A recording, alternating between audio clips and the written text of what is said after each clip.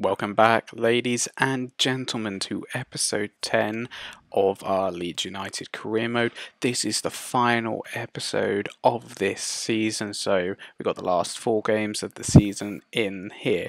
We're not able to actually make it towards Europa League or even Champions League, so sorry for previously saying that we could. So we are now in a fight for seeing how high up in the table we can get for the end of the season. We currently sit in 9th place. We might be able to nudge up like to 8th or 7th, I think, at best.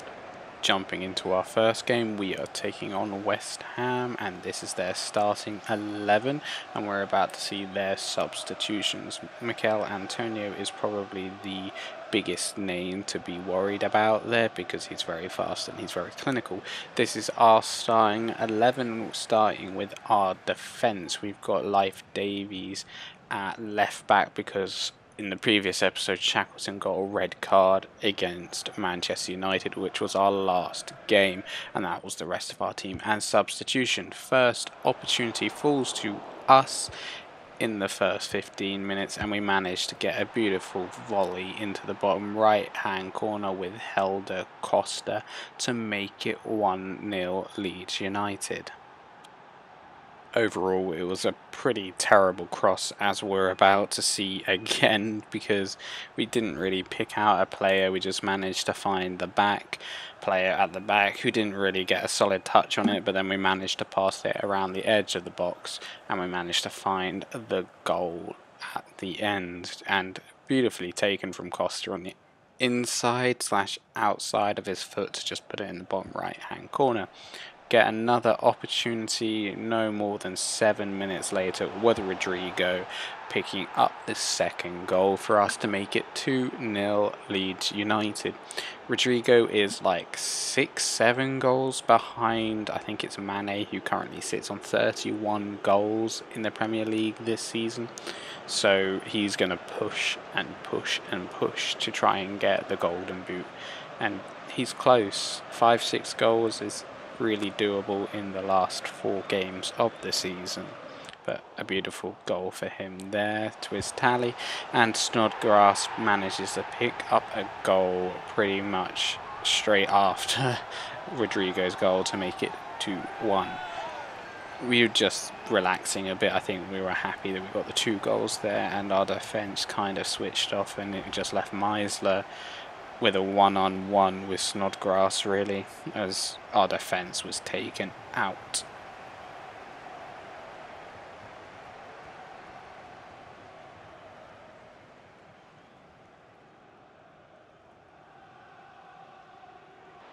Just before half-time, we managed to get another opportunity, a beautiful pass from De Silva to find Costa, who manages to pick up a second goal for him in the game and in the first half to make it 3-1 to Leeds United.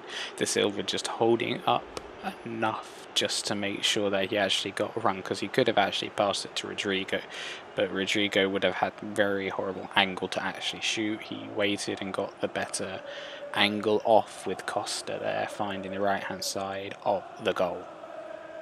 I'm thinking of training Costa as a striker next season, so please let me know what you think about that in the comments. And we managed to concede a second goal. I think it's to Fornals, but we'll just see who the goal scorer is in a second. Oh, it is Haller, sorry. Sebastian Haller came on and scored for West Ham, and he was pretty much unmarked and so close to being offside. Koch is the better centre back there, but Llorente nearly actually had it covered, so it's just showing you that Llorente might be coming into the first team consistently. And we'll get one more opportunity before the game ends with De Silva picking up a goal. So he's got 1 assist and 1 goal this game to make it 4-2. Beautiful finish from him on his left foot into the bottom right hand corner.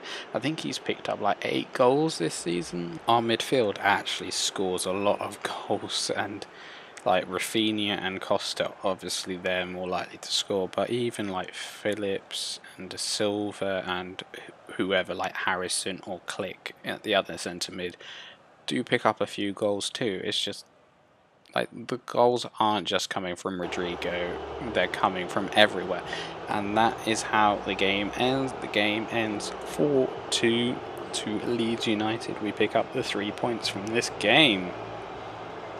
And there you go, that stats just show you how clinical Costa was in front of goal. He had 2 attempts, and those 2 attempts were his 2 goals. He didn't waste anything. Moving into match number 2, we get to see our starting 11. Shackleton is back and Dallas is back at left back. Phillips, Rafinha, Harrison, De Silva and Costa are in the midfield with Rodrigo up front. And there are our substitutions. Not many changes at all besides Shackleton coming back. Taking on Fulham, who are towards the bottom of the league. One player I've actually been thinking about for bringing in next season is Alfonso Areola, the goalkeeper that's on loan to Fulham from PSG.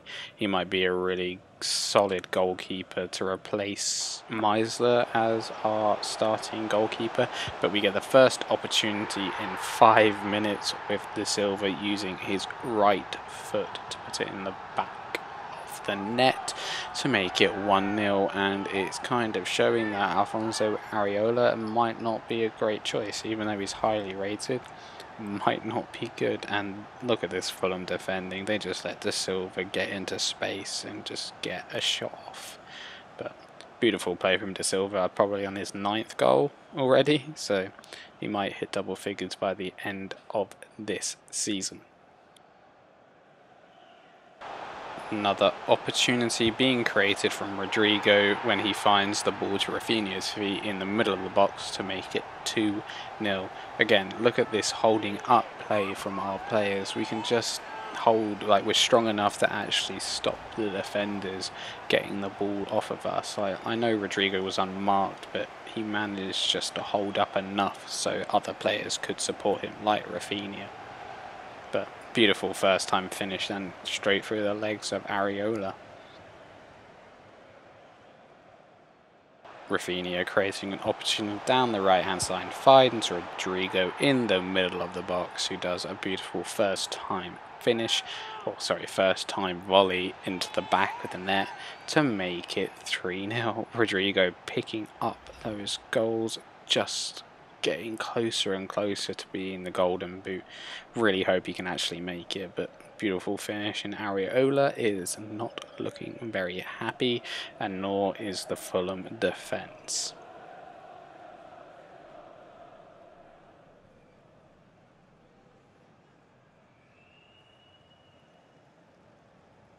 Rafinha creating a chance down that right hand side. Again, he manages to pick out Rodrigo with another cross, and Rodrigo manages to put it past Areola once again with a first time finish, making it 4-0 in the 51st minute. Literally so close to being dominated, and we're like only just into the second half. Like, it's crazy to see how well we're playing it against Fulham. And just so you know, the reason why Rodrigo is now captain, Phillips has gone off with an injury. Hopefully it's not too long, because we've got like 2 more games of the season and he's integral to the midfield. But if he has to miss 1 game, hopefully it's not going to be a crucial game. But Fulham do get a chance and manage to get 1 goal back with Josh Onama with that beautiful blistering shot past like 4 defenders, and Meisler, like, he deserves it. He was just like, I'm going to take a pot shot, and it paid off for him, and it's his only goal of the season, and it's just beautiful. Just there, look at that first time shot as well. It's like they'd perfectly planned everything, and it's into the top right. Like, he's a great player and great cam, but I'm just surprised he's not scored more goals for Fulham, especially with like Loftus-Cheek there to assist. And we get another opportunity in the 68th minute, and it manages to fall to the head of Click, who came on for Phillips. and he manages to get a goal. And he'd been struggling to get some goals actually, hence why he'd been like on the bench. But he's shown that he can still get his goals. I thought he was offside actually there when I first saw the replay, but obviously there was like a left back or a right back, or even another defender just keeping him on there. But beautiful little touch over the top of Areola. Dallas is making the run forward this time down that left hand side. He's going to look for someone in the box, and he manages to find Rodrigo, who does a beautiful volley into the bottom right hand corner to pick up his hat trick for this game. He's now like 3-4 goals off from the golden boot, so he is pushing. Like, he needs as many goals in this game because we seem to be able to score many. But that is a beautiful just volley into the bottom right hand corner. I'm really surprised that Fulham haven't defended him better, and Areola should have definitely been in a better position than that. And that is the end of the game. Rodrigo picking up the match ball for the 3 goals he has scored, and he took 7 shots. It's sad that he couldn't put all 7 in because that would have given him the golden boot, but we just destroyed Fulham. And I know Areola is a great goalkeeper, but their defence doesn't say anything about them. Moving into our next game, we have our starting 11. Strick is coming in at CDM because Phillips is out with his injury. So that is our starting 11, and we got Denier there because I think we needed a player with a bit more, not potential, he has a bit more experience at playing against big clubs, and Chelsea is definitely a big club, as we're about to see. They have Kepa in goal, and that is their starting defence and midfield. A bit nervous, they got quite a lot of pace down the wings and pace up front, so I guess we'll see what we're like, and even their bench is strong. But let's jump into the game. Chelsea with the first opportunity falling to Kovacic from Werner. The both of them linking up really nicely to get into space to make it 1-0 to Chelsea. And to be honest, in the first 10 minutes they've been running around us. We haven't been able to do much at all. We're definitely missing Phillips in that midfield role, and like Denier was just nowhere to be seen, and Llorente was left to mark 2 men, and he just sadly made the wrong choice. But that's just a beautiful shot from Kovacic into the right hand side of the goal. I guess it kind of just curved as it went over the line. They get another opportunity in the 23rd minute, falling to Werner, who just puts as much power behind it as he possibly could to put it into the back of the net to make it 2-0. Denier was tracking him though, so he's actually putting a shift in now since the first goal went in. But can't stop that. We just don't have the pace there at all, and don't even have the best goalkeeper in goal. Like, Meisler makes some great saves, but he's not going to stop a shot that quick. And maybe he thought he had the goal covered, but unluckily he did not. Our first opportunity falls to Rodrigo, who manages to miss the target by putting it wide of the left hand side of the goal. That was our first opportunity, and sadly we're not clawing back in the game. We're still sitting back and not doing much. Opportunity falls to Rafinha, who manages to take a shot, and again it goes wide. And we get another opportunity falling to Rafinha, and thank goodness he finds the back of the net to make it 2-1. We've managed to wait till the second half to get the first goal for us and only make the goal difference 1.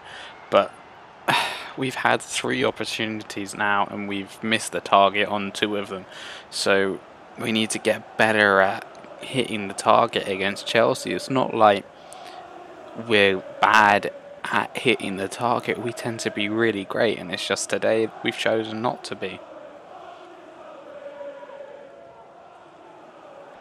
Chelsea are on the attack with Werner once again, and Meisler actually manages to stop the ball going into the back of the net to make it 3-1. But Ziyech made a beautiful through ball to Werner, and Werner only just managed to beat him. We've got Rodrigo pushing through the defence. No one's really on him, and he manages to find the back of the net to make it 2-2. We've managed to bring it back to a draw, and to be honest, I'd wish the game ended there because we deserve this draw. We have played so well as you get to this point. Yeah, I know we've missed 2 shots out of the 4, but we deserve to be drawing. They've had 3 shots, 3 on target, but they haven't been able to create much. They haven't been getting into these great positions like we have. But Rodrigo, beautiful finish for another goal this episode. And I don't know what else to say about this. Meisler nearly got there, but Pulisic manages to get the 3rd goal for Chelsea in like the in the 85th minute, we'll call that. And you can see by the reaction of us, our players, we're devastated. We'd crawled back to a draw, but then we've managed to fluff it in the last 5 minutes. And Pulisic gets a lucky goal. Meisler nearly saved it. If he'd pulled that out of the draw, that would have been amazing. But you can't do anything about it. And that is how the game ends. Chelsea are over the moon because it now means we're not going to go above them. They're plenty of points above us. But we fought, and we fought really well. I'm just upset we weren't more clinical with our finishing. That's where this really lies, because we could have won 4-3. But anyway, moving into the last game of the season, we are playing against Leicester City, and this is their starting 11. Their striker, Jamie Vardy, is up front still. He's probably the most deadly player on the pitch for them. And we'll have a quick look at our starting 11. Meisler's in goal, Shackleton, Llorente, Koch and Dallas at the back. Phillips is back after his injury. Rafinha, Harrison, De Silva and Costa taking in the midfield. And of course Rodrigo up front, and our substitutes have not changed. We get the first opportunity falling to Rodrigo to pick up his first goal of this game to make it 1-0 Leeds United. A beautiful run through, just a bit like that Chelsea goal he scored, where he just uses his blistering speed to get in front of the defenders once the ball's being played, and just to put it in the back of the net past the goalkeeper. Just excellent player, and I hope he doesn't leave next season because we need him, but I think we've got a good replacement with Costa there. There we go, Leicester City getting their first and second opportunity of the game. Their second one giving them the goal with a beautiful chip from Iosi Perez to make it being a draw. We are in the second half because not really much has happened, and that's their second shot really, and it happens to go in, but I just don't understand how he got past our defender there and then no one else pressured him but Meisler. Meisler should have hung back, and maybe Llorente or even Koch, who's just running into the frame there, could have pushed him and maybe got him to go off a bit, but they managed to get a drawing goal, and that is how the season and the game ends. We end with a draw. We've managed to take away, I think it's 7 points from these 4 games, which isn't really bad, is it? We could have done a lot worse. We could have taken 0, but we did have that dip in form halfway through the season, which is why we fell so much. And that's where we finish. We finish in 9th place, having played all 38 games, and Liverpool win the league on 92 points. Arsenal coming second with 85, and Manchester United with 82. There was actually quite a big gap after the 3rd place, so it's not like the worst. We were never going to drop much lower than where we were. I don't think we could have dropped past 10th, which is really nice to see, but teams getting relegated: Brighton, Fulham, West Brom. Any Brighton, Fulham or West Brom players you want me to try and pick up that may be worth it? Let me know in the comments. Rodrigo picks up 29 goals in 35 games, just behind Mane with his 32 goals. And there is the rest of the top goal scorers for the league. We'll quickly move over to look who got the most assists. Rafinha with 18, and then Ziyech with 15. So it's not too bad. We did get a first place assister, and we've also got a second place goal scorer. Got a couple more players dotted through there as well, like Rodrigo and Click and De Silva. Clean sheets, we weren't that high up. We were 14th. Meisler only picking up 4 clean sheets in 29 games. It's ridiculous. Like, he should have had a couple more than that, but we did our best at like attacking in the end, which is really nice to see. We'll quickly show you our team of the tournament. Here we are for the Premier League. We can see there's at least 3 Liverpool players. I doubt we'll manage to get many in there. We have Rodrigo, and that's it. Partey's in there, Fernandes, and Alaba. Everyone else is a Liverpool player, but we got Rodrigo. Golden Boot obviously goes to Mane, and obviously Alisson is goalkeeper of the tournament, and the player of the tournament goes to Mane as well. And we'll just go through the players' growth, so we'll just have a quick look. If there's anyone you want to look at and like stop, just please pause the video and have a bit of a look. You'll see some players who are leaving and some players that are currently on loan that will be coming back at the beginning of next season, and some who have the option to buy if they're on loan, so they might not be back in the squad but coming into the next season.